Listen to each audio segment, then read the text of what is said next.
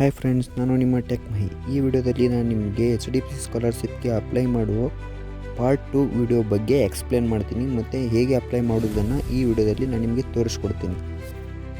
ಇಲ್ಲಿ ಬ್ರೌಸ್ ಅಂತ ಕಾಣ್ತಿದೆಯಲ್ಲ, ಅದ್ರ ಮೇಲೆ ಟ್ಯಾಪ್ ಮಾಡಿ. ಅದಾದ ನಂತರ ಓಪನ್ ಅಂತ ಕೊಟ್ಟರೆ ನೀವು ಯಾವ ಥರ ಡಾಕ್ಯುಮೆಂಟ್ಸ್ನ ಅಥವಾ ಫೈಲ್ನ ಅಪ್ಲೈ ಮಾಡಬೇಕು ಅನ್ನೋದನ್ನು ಅದು ತೋರಿಸುತ್ತೆ. ಈಗ ನೋಡಿ ತೋರಿಸುತ್ತೆ ಯಾವುದು ಕರೆಕ್ಟು ಯಾವುದು ರಾಂಗ್ ಅಂತ. ಫಸ್ಟ್ ಒಂದು ಇದೆಯಲ್ಲ, ಅದು ಕರೆಕ್ಟ್ ಡಾಕ್ಯುಮೆಂಟ್. ಸೆಕೆಂಡ್ ಒಂದು ನಿಮ್ಮ ಮಾಸ್ಕ್ ಇದ್ದಿದ್ದು ಅಥವಾ ಬ್ಲರ್ ಇದ್ದಿದ್ದನ್ನು ಅಪ್ಲೋಡ್ ಮಾಡಿದರೆ ಅದು ಕರೆಕ್ಟ್ ಅಲ್ಲ, ನಿಮ್ಮ ಅಪ್ಲಿಕೇಶನ್ ರಿಜೆಕ್ಟ್ ಆಗುತ್ತೆ ಅಂತ ಅರ್ಥ. ಮತ್ತು ಅದು ಮಿಡಲ್ ಒಂದು ತೋರಿಸ್ತಿದೆಯಲ್ಲ, ಬೇರೆ ಎಷ್ಟು ಇದ್ದರೆ ಸಾಕಾಗಲ್ಲ, ಪೂರ್ತಿ ನಿಮ್ಮ ಫೋಟೋ ಇರಬೇಕಾಗುತ್ತೆ. ನೆಕ್ಸ್ಟ್ ಚೂಸ್ ಫೈಲ್ ಅಂತಿದೆಯಲ್ಲ, ಅದ್ರ ಮೇಲೆ ಕ್ಲಿಕ್ ಮಾಡಿ. ಅದಾದ ನಂತರ ಅದು ನಿಮ್ಮ ಡ್ರೈವಿಗೆ ಹೋಗುತ್ತೆ. ನಂತರ ನೀವು ಅಪ್ಲೋಡ್ ಮಾಡಬೇಕಾಗಿರೋ ಫೋಟೋ ಏನಪ್ಪ ಅಂದರೆ ನಿಮ್ಮ ಪಾಸ್ಪೋರ್ಟ್ ಸೈಜ್ ಫೋಟೋ ಅಪ್ಲೋಡ್ ಮಾಡಬೇಕಾಗಿರುತ್ತೆ. ಅದನ್ನು ಕ್ಲಿಕ್ ಮಾಡಿ. ಈಗ ನೋಡ್ಬೋದು ನೀವು ಇಲ್ಲಿ file must have a valid extension ಅನ್ನತ್ತೆ. ಅಂದರೆ ಮೇಲ್ಗಡೆ ಕೊಟ್ಟಿದ್ದಾರಲ್ಲ, make sure that the document is PDF or JPG format with file size must be between 20 KB to 2 MB ಅಂತ ಹೇಳ್ತಿದೆ. ಇದ್ರ ವಿಡಿಯೋನ ಆಲ್ರೆಡಿ ನನ್ನ ಚಾನಲಲ್ಲಿ ಅಪ್ಲೋಡ್ ಮಾಡಿದ್ದೀನಿ, ಯಾವ ರೀತಿ ಫೈಲ್ ಸೈಜ್ನ ಡಿಕ್ರೀಸ್ ಮಾಡೋದು ಅಂತ. ನಿಮ್ಮ ಫೈಲ್ ಸೈಜ್ ಆಲ್ಮೋಸ್ಟ್ ಎಲ್ಲರದು ಬಿಗ್ ಇರುತ್ತೆ, ಅದನ್ನು ಕಡಿಮೆ ಮಾಡೋದು ಯಾವ ರೀತಿ ಎಂಬುದನ್ನು ನಾನು ವಿಡಿಯೋದಲ್ಲಿ ಅಪ್ಲೋಡ್ ಮಾಡಿದ್ದೀನಿ ನನ್ನ ಚಾನಲಲ್ಲಿ. ಹೋಗಿ ನೋಡಿ, ಅದನ್ನು ನೋಡಿಬಿಟ್ಟು ಡಾಕ್ಯುಮೆಂಟ್ಸ್ನ ಅಪ್ಲೋಡ್ ಮಾಡಿ. ಪ್ರೂಫ್ ಆಫ್ ಐಡೆಂಟಿಟಿ ಅಂದರೆ ಆಧಾರ್ ಕಾರ್ಡ್ದು. ಅದಾದ ನಂತರ ನೀವು ರೆಫರೆನ್ಸ್ನ ಆ್ಯಡ್ ಮಾಡಬೇಕಾಗುತ್ತೆ. ಈ ರೆಫರೆನ್ಸ್ ಯಾರ್ದಪ್ಪ ಆ್ಯಡ್ ಮಾಡಬೇಕಂದ್ರೆ ನಿಮ್ಮ ಕಾಲೇಜಲ್ಲಿರೋ ಲೆಕ್ಚರ್ಸ್ ಯಾರ್ಯಾರ್ದು ಇಬ್ಬರದು ಹಾಕಿದರೆ ಸಾಕಾಗುತ್ತೆ. ಅವ್ರ ನೇಮ್ ಹಾಕಬೇಕು ಮತ್ತು ಅವರ ಫೋನ್ ನಂಬರ್ ಮತ್ತು ಅವ್ರ ಪ್ರೊಫೆಷನ್ ಹಾಕಬೇಕು. ನಿಮ್ಮ ಲೆಕ್ಚರ್ಸ್ ಅಥವಾ ನಿಮ್ಮ ಟೀಚರ್ಸ್ ಯಾರ್ಯಾರು ಪರಿಚಯ ಇದ್ದವರಿದ್ದರೆ ಅವ್ರದ್ದು ಹಾಕಿ, ಒಟ್ಟೆ ಜಾಬ್ ಹೋಲ್ಡರ್ ಆಗಿರಬೇಕು. ಅದಾದಮೇಲೆ ಕಂಟಿನ್ಯೂ ಅಂತ ಕೊಡಿ. ನೆಕ್ಸ್ಟ್ ಏನಪ್ಪ ಅಂದರೆ ನಿಮ್ಮ ಬ್ಯಾಂಕ್ ಡೀಟೇಲ್ಸ್ ಆ್ಯಡ್ ಮಾಡಬೇಕಾಗುತ್ತೆ. ಅಂದರೆ ಅಪ್ಲಿಕೆಂಟ್ ಯಾರು ಇದ್ದಾರಲ್ಲ ಅವ್ರ ಬ್ಯಾಂಕ್ ಡೀಟೇಲ್ಸ್ನ ಆ್ಯಡ್ ಮಾಡೋಕ್ಕಾಗುತ್ತೆ. ಅದಾದ ನಂತರ ಸೇವ್ ಆ್ಯಂಡ್ ಕಂಟಿನ್ಯೂ ಅಂತ ಕೊಡಿ. ಅದಾದ ನಂತರ ಇಲ್ಲಿ ಸಮ್ ಇನ್ಫಾರ್ಮೇಷನ್ ಕೇಳುತ್ತೆ.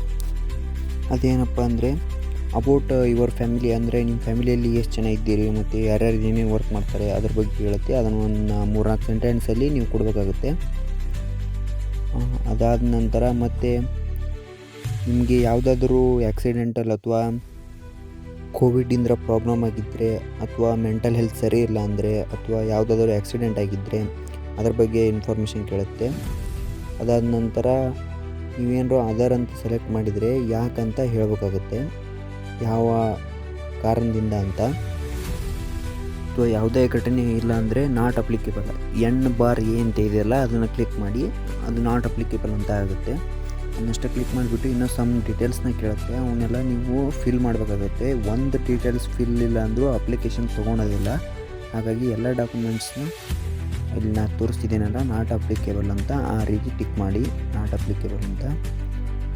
ಅದಾದ ನಂತರ ನೀವು ಯಾವುದಾದ್ರೂ ಘಟನೆ ಆಗಿದ್ದರೆ ಯಾವ ಇಯರಲ್ಲಿ ಮತ್ತು ಅದರಿಂದ ಏನು ಪ್ರಾಬ್ಲಮ್ ಆಗಿದೆ ಆ ಥರ ಎಲ್ಲ ಡೀಟೇಲ್ಸ್ನ ಕೊಡಬೇಕಾಗುತ್ತೆ.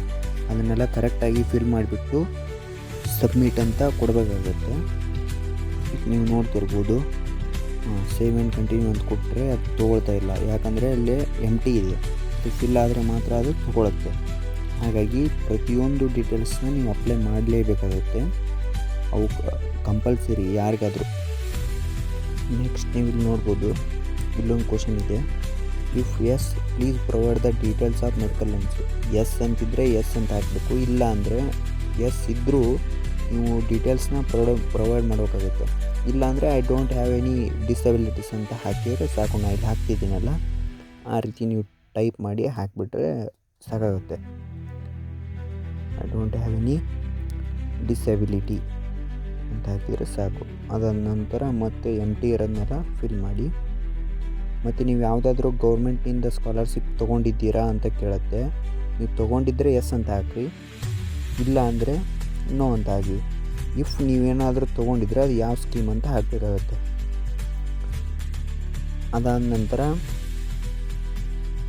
ನೀವೇನಾದರೂ ಸೆಲೆಕ್ಟ್ ಆದರೆ ನಾವು ನಿಮಗೆ ಇಮೇಲ್ ಮುಖಾಂತರ ಅಥವಾ ಫಿಸಿಕಲ್ ವೆರಿಫಿಕೇಷನ್ಗೆ ಚೆಕ್ ಮಾಡೋಕ್ಕೆ ಬರ್ಬೋದಾ ಅಂತ ಕೇಳ್ತಿದ್ದಾರೆ. ಅಗ್ರಿ ಇದ್ದರೆ ಅಗ್ರಿ, ಡೋಂಟ್ ಅಗ್ರಿ ಇದ್ದರೆ ಡೋಂಟ್ ಅಗ್ರಿ ಅಂತ ಹಾಕಿ. ಅದಾದ ನಂತರ ನಿಮ್ಮ ಅಡ್ರೆಸ್ನ ಸೇವ್ ಮಾಡಬೇಕಾಗತ್ತೆ, ಅವರು ಬರಬೇಕಲ್ಲ ಹಾಗಾಗಿ. ಅದಾದ ನಂತರ ಮತ್ತೆ ನಿಮ್ಮ ಅಡ್ರೆಸ್ ಹಾಕಿದ್ದೆ. ಅದಾದ ನಂತರ have you attend any mentorship sessions if yes share detail, no will you be interested in attending this sessions ಅಂತ. ನೀವು ಯಾವುದಾದ್ರೂ ಮೆಂಟರ್ಶಿಪ್ನ ಅಟೆಂಡ್ ಆಗಿದ್ದರೆ ಎಸ್ ಅಂತ ಹಾಕಿ ಮತ್ತು ಅದ್ರ ಬಗ್ಗೆ ಡೀಟೇಲ್ಸ್ ಕೊಡಿ, ಇಲ್ಲಾಂದರೆ ನೋ ಅಂತ ಹಾಕಿ. ಮತ್ತು ಇಂಟ್ರೆಸ್ಟ್ ಇದ್ದರೆ ಇಂಟ್ರೆಸ್ಟ್ ಅಂತ ಹಾಕಿ, ಇಲ್ಲಾಂದರೆ ನೋ ಇಂಟ್ರೆಸ್ಟ್ ಅಂತ ಹಾಕ್ಬೋದು ನೀವು. ಅದಾದ ನಂತರ ಸೇವ್ ಆ್ಯಂಡ್ ಕಂಟಿನ್ಯೂ ಅಂತ ಕಾಣಿಸ್ತಿದೆಯಲ್ಲ, ಅದನ್ನು ಕ್ಲಿಕ್ ಮಾಡೋಕ್ಕಾಗುತ್ತೆ. ಒಂದು ವೇಟ್ ಮಾಡಿ. ಇನ್ನೊಮ್ಮೆ ನಿಮ್ಮ ಡಾಕ್ಯುಮೆಂಟ್ಸ್ನೆಲ್ಲ ಸರಿಯಾಗಿ ಚೆಕ್ ಮಾಡಿಬಿಟ್ಟು ಸೇವ್ ಆ್ಯಂಡ್ ಕಂಟಿನ್ಯೂ ಅಂತ ಕೊಡಿ. ಸೇವ್ ಆ್ಯಂಡ್ ಕಂಟಿನ್ಯೂ ಅಂತ ಕೊಡಬೇಕು.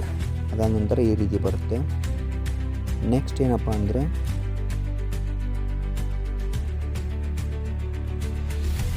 ಇಲ್ಲಿ ಕಾಣ್ತಿದೆಯಲ್ಲ ಟರ್ಮ್ಸ್ ಆ್ಯಂಡ್ ಕಂಡೀಷನ್ಸ್ನ ನೀವು ಟಿಕ್ ಮಾರ್ಕ್ ಹಾಕಿದರೆ ಮಾತ್ರ ಅದು ನೆಕ್ಸ್ಟ್ ಸ್ಟೆಪ್ಗೆ ಹೋಗುತ್ತೆ. ಈಗ ನೀವು ನೋಡ್ತಿರ್ಬೋದು, ಅದನ್ನು ಟಿಕ್ ಮಾಡಿದ ನಂತರ ಇಲ್ಲಿ ನಿಮಗೆಲ್ಲ ಥರ ಗ್ರೀನ್ ಕಲರ್ ಬರುತ್ತೆ ಕಂಪ್ಲೀಟೆಡ್ ಅಂತ. ಈ ರೀತಿ ಎಲ್ಲ ಪ್ರತಿಯೊಂದನ್ನು ನೀವು ಟಿಕ್ ಮಾರ್ಕ್ ಮಾಡಬೇಕಾಗುತ್ತೆ. ಕಂಡೀಷನ್ಗೆ ನೀವು ಒಬೆ ಮಾಡ್ತೀರಾ ಅಂತ ಅರ್ಥ. ಅದಾದ ನಂತರ ನಿಮಗೆ ಎರಡು ಚಾಯ್ಸ್ ಬರುತ್ತೆ, ಎಡಿಟ್ ಅಪ್ಲಿಕೇಶನ್ ಫಾರ್ಮ್ ಅಥವಾ ಸಬ್ಮಿಟ್ ಅಂತ. ನೀವು ಸಬ್ಮಿಟ್ ಅಂತ ಕ್ಲಿಕ್ ಮಾಡಿಬಿಟ್ರೆ ನಿಮ್ಮ ಅಪ್ಲಿಕೇಶನ್ ಕಂಪ್ಲೀಟ್ ಆಗುತ್ತೆ. ಮತ್ತು ನೀವು ಅಪ್ಲಿಕೇಶನ್ ಸ್ಟೇಟಸ್ ಯಾವ ರೀತಿ ಚೆಕ್ ಮಾಡಬೇಕನ್ನೋ ವಿಡಿಯೋ ಬೇಕಾಗಿದ್ದರೆ ಕಮೆಂಟಲ್ಲಿ ಹಾಕಿ, ನಾನು ನಿಮಗೆ ಅಪ್ಲೋಡ್ ಮಾಡ್ತೀನಿ. ಸಬ್ಮಿಟ್ ಅಂತ ಕೊಟ್ಟ ಮೇಲೆ ಸ್ವಲ್ಪ ಸರ್ವರ್ ಬಿಸಿ ಇದ್ದರೆ ಲೇಟ್ ಆಗುತ್ತೆ, ನೀವು ಒಂದು ಸ್ವಲ್ಪ ವೇಟ್ ಮಾಡಿ. ಅದಾದ ನಂತರ ನಿಮಗೆ ಸಬ್ಮಿಟ್ ಆಗುತ್ತೆ. ಇಲ್ಲಾಂದರೆ ಅದು ತಾನಾಗಲೇ ಸಬ್ಮಿಟ್ ಆಗಿರುತ್ತೆ. ನಿಮಗೆ ಸ್ಟೇಟಸ್ ಚೆಕ್ ಮಾಡೋ ವಿಡಿಯೋದಲ್ಲಿ ನಾನು ನಿಮಗೆ ಹೇಳ್ತೀನಿ ಅದು ಯಾವ ರೀತಿ ಸಬ್ಮಿಟ್ ಆಗಿರುತ್ತೆ ಅಂತ. ಇಲ್ಲಿ ನಮ್ಮದು ಸರ್ವರ್ ಬ್ಯುಸಿ ಇರೋ ಕಾರಣ ಇದು ಹಾಗೆ ಸುತ್ತಾ ಇರುತ್ತೆ, ಹಾಗಾಗಿ ನೆಟ್ವರ್ಕ್ ಬಂದ ಮೇಲೆ ಅದು ಸಬ್ಮಿಟ್ ಆಗುತ್ತೆ. ಇದೇ ಥರ ಇನ್ಫಾರ್ಮೇಟಿವ್ ವಿಡಿಯೋಗಾಗಿ ಪ್ಲೀಸ್ ನಮ್ಮ ಚಾನಲ್ನ ಸಬ್ಸ್ಕ್ರೈಬ್ ಮಾಡಿ. ನಿಮ್ಮ ಸಪೋರ್ಟ್ ನಮಗೆ ತುಂಬ ಇಂಪಾರ್ಟೆಂಟ್ ಆಗಿದೆ. Thanks for watching. ಇದೇ ಥರ ನೆಕ್ಸ್ಟ್ ವಿಡಿಯೋದಲ್ಲಿ ಸಿಗೋಣ. ಬಾಯ್.